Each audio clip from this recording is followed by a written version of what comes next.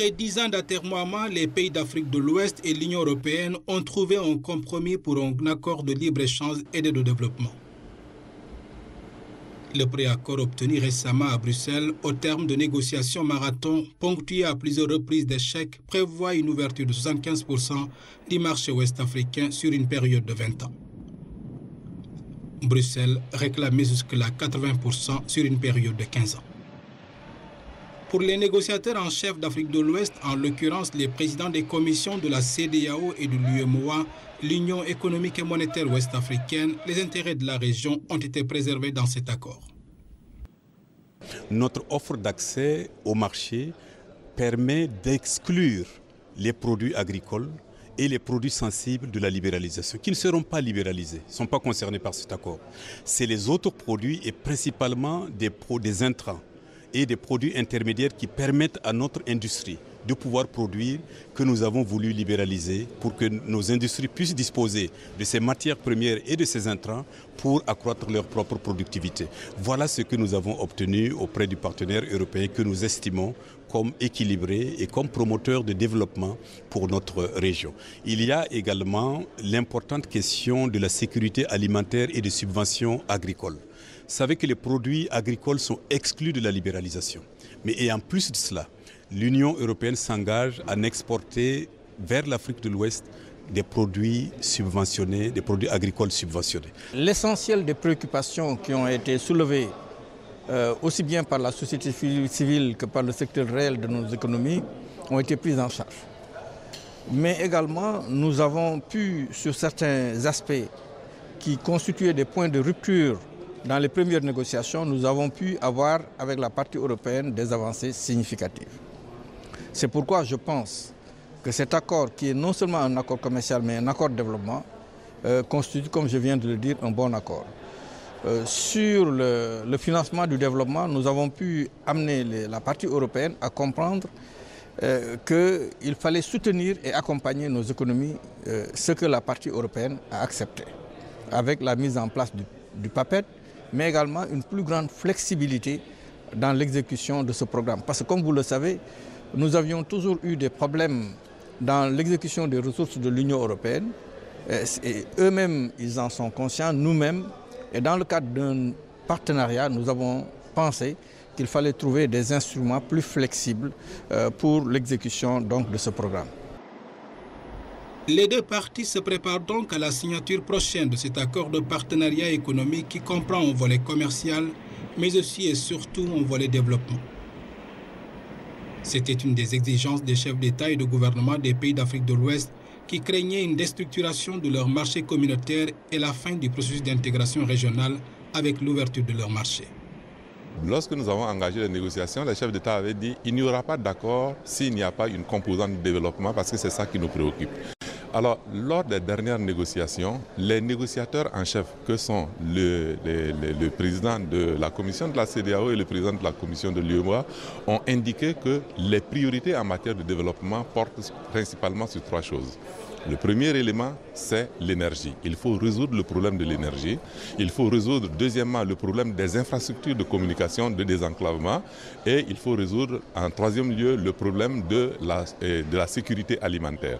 Sur ces trois domaines, nous avons demandé à l'Union européenne de faire en sorte que les financements qui pourraient être mis à la disposition de l'espace puissent aller dans le financement des projets structurants de notre espace. Nous l'avons obtenu et je crois que c'est cela qui est le plus important. Ça, ce sont les priorités.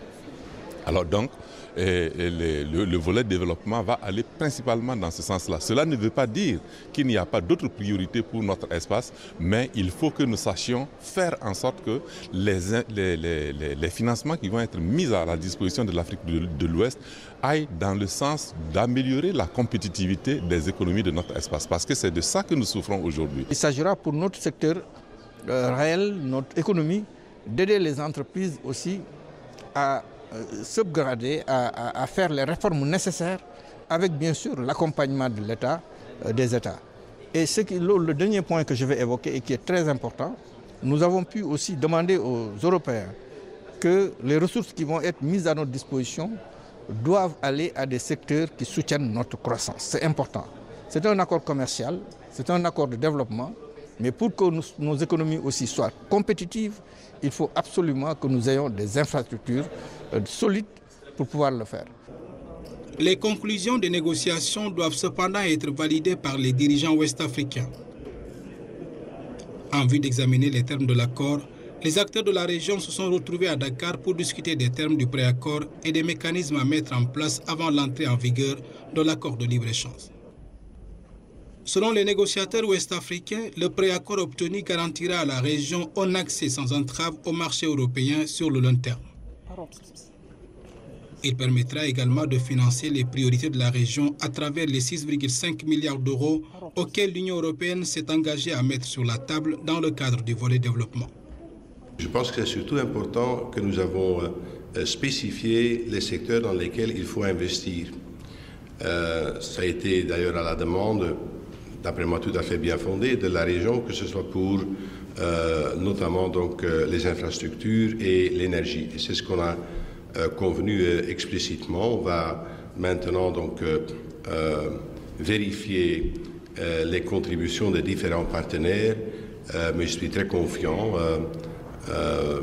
et la Commission est très confiante. C'est pas moi seul, parce que j'en ai aussi parlé avec le commissaire Piebalgs qui vous rendra visite par ailleurs la semaine prochaine, que l'accompagnement de cet accord de partenariat économique sera adéquat.